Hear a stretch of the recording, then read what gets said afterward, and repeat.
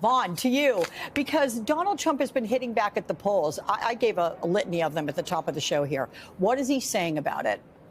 Right. These polls numbers indicate that his, homecoming, if you will, is not been that of his predecessors. Typically 100 days in, there is still, especially when you have controls of both of the majorities in the House and the Senate, we have seen from past presidents that polling numbers have been much higher than where his numbers stand. And when you look at his approval ratings, you're looking in the low to mid 40s. But on the issues like the economy, you have seen his numbers slip. Even on immigration, which continues to be the place where he gets its highest markings, we have seen those numbers go down over the past weeks, especially as Americans have questioned the lack of due process for a great many that have gone through the deportation or removal system. For the president himself, in an early morning social media post, made it very clear, calling that the journalism organizations that are behind these polls, they are, quote, negative criminals. He went on to say, in all caps, fake polls from fake news organizations. These people should be investigated for election fraud, truly the enemy of the people. Of course, after his 2024 election victory, he sued the Des Moines Register and the pollster that did the poll in Iowa. And so we know that he has been willingly gone on the attack against pollsters in the past. The question is, does he actually seek to use the DOJ or another form of trying to go after these organizations that he's calling criminals?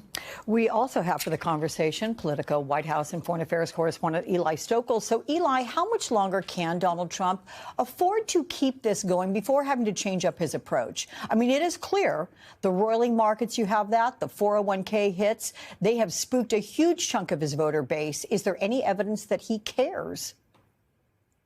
Well, they definitely spooked the folks in the middle who were giving Donald Trump his highest approval ratings ever when he took office, somewhere sometimes even above the 50% mark. Those are the folks, I think, who have mostly gone away from him in the polls and explained the drop in support.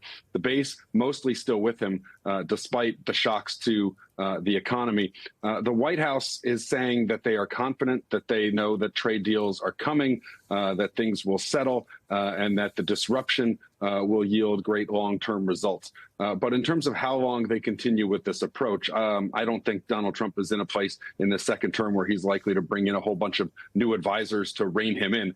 Don't expect any of that. But what we saw when he pulled down the reciprocal tariffs after a week was his own pain threshold. The bond markets got the yips, as he put it, and he backed off. And so, he has tried to approach the second term with other countries as if he has the best hand. He often speaks in those terms like it's a game of poker, that you don't have the cards. The United States of America has the best cards. But he does not necessarily have great leverage right now with China. He does not appear to have it with Vladimir Putin in the negotiations to get Russia into peace talks. And so, on the economy, where is the president's threshold for political pain and for disruption to the economy when you see, bank CEOs going on TV and talking about the recession? The president pulls things back. So we will see going forward. I think at this point, they are looking for a handful of trade deals with major trading partners so they can say, look, we're figuring this out. And that may give them the political off-ramp to be able to continue moving forward in that direction and not going back to imposing these reciprocal tariffs that they announced on, quote unquote, Liberation Day. Honestly, Doug, is it too late to put the toothpaste back in the tube on tariffs? I mean, just looking at China, this is from the Washington Post over the weekend. Yeah. Even if Trump eventually does roll back duties on Chinese-made goods to 60%, the overall U.S. average tariff rate would sit at 16%, a sharp rise from the pre-trade war figure of around 2.2%, according to a J.P. Morgan Chase analysis. That increase would be more than 10 times what the U.S. experienced during Trump's first term and would represent a tax hike of nearly $500 billion on American importers. Yeah, I'm really concerned about where he is on the tariffs. No question about it. The reciprocal tariffs may all go away. He may declare trade deals with the important trading partners and say we don't need to do this anymore. If so, we will still have a 10% universal tariff, unprecedented in the United States. We will have tariffs on China, on Canada, and on Mexico. We'll have tariffs on aluminum, steel, autos, and he's promised pharmaceuticals, wood, copper. That's a tariff bill that is bigger than the tax hike they're trying to avoid next year, and it's happening right now. And so it's taking a big toll on the economy. It's shown up in all the sentiment measures so far, but has yet to show up in the real data but this is the week when it might, because we will finally get a read on the employment in April. We'll get one on Wednesday and one on Friday. We'll get another read on consumer confidence, and we'll get a very important reading on the economy in the first quarter. Most people expect the economy to grow somewhere in the vicinity of a 0.5 percentage point, down from almost 2.5 in the fourth quarter. That's not a great first 3 months, and it could even come in negative if things don't break their way. So this isn't an economy that's very strong right now, and tariffs are not what it needs. So, Vaughn, what is the latest from the administration on trade talks? I mean, the president has claimed in an interview with Time magazine, it was published on Friday, that he's already made, 200 deals on tariffs. Has there been any clarity from his cabinet on what exactly those deals are and with whom?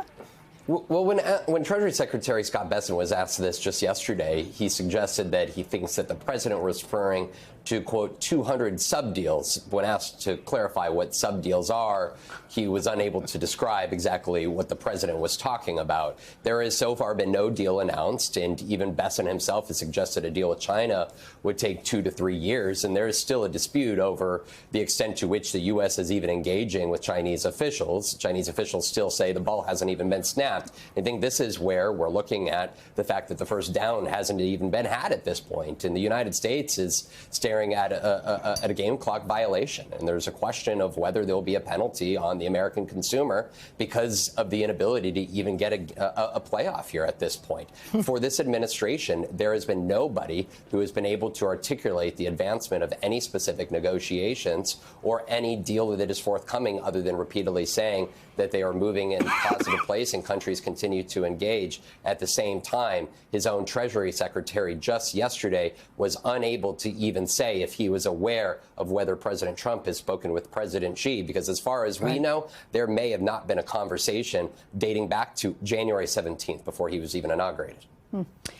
Doug, you have the clock which is ticking on Trump's own 90-day tariff pause. And so far, he's prioritized talks with Japan, with South Korea, other Indo-Pacific nations. He's hoping it's going to increase pressure on China, right? So how much of a hit are the markets bracing for if the White House comes out with 0 deals? And how bad are those optics for Donald Trump?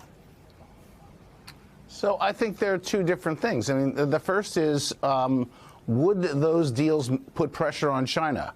I'm not convinced they will. The president levied tariffs on China in his first term, and when the Biden administration did a scrub of the impact of those tariffs, they concluded it had 0 impact on China's behavior. I don't really expect it to have a big impact this time either. I think this is a hand that's been badly misplayed. This was not the way to address the strategic relationship with China. So, that's a bad thing. The markets, I think, are expecting these tariffs to come down and come down sharply. They are not pricing in a repeat of Liberation Day. If we get the shock, which is that we're right back to April 5th, and we've got these reciprocal tariffs and we've got the bond market yips, then hold on, because that's very bad news for the economy. What do you think, Eli, is happening behind the scenes, specifically with European trade negotiations? Because you reported earlier this month about Italy's Giorgia Meloni's White House visit and Trump's optimism about an agreement there. Meloni herself said that she was confident her discussion could pave the way for the rest of the European Union, perhaps, to strike deals. So is Italy now playing the role of catalyst in some way here? Maybe more intermediary with the Europeans and the European Union. I don't think that Europe is going to be first in line to negotiate a deal with this White House. I think from what I'm hearing, it's Japan, India, Australia, Argentina. Those are the countries that have had top trade officials into the White House in recent weeks, talking with the Treasury Secretary, with other folks, occasionally with the president in the room. And so I think his outward optimism about striking deals comes from the fact that talks are at least underway. But, to the point that you were making earlier about the uncertainty and whether you can put the toothpaste back in the tube, I'm not an economist, but when I talk to them, they say markets need certainty. They need predictability.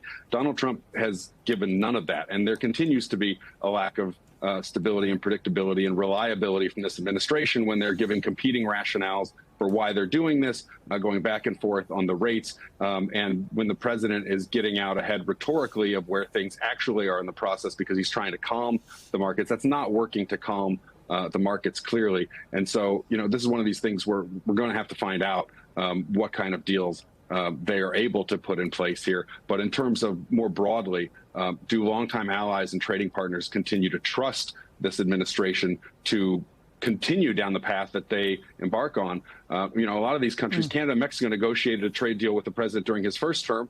And then, in his first 100 days here, he ripped it up. So I think the broader issue of trust in the United States is at the heart of the trade war. And that is something that's going to be really difficult to repair, even if we do see some deals materialize in the coming weeks.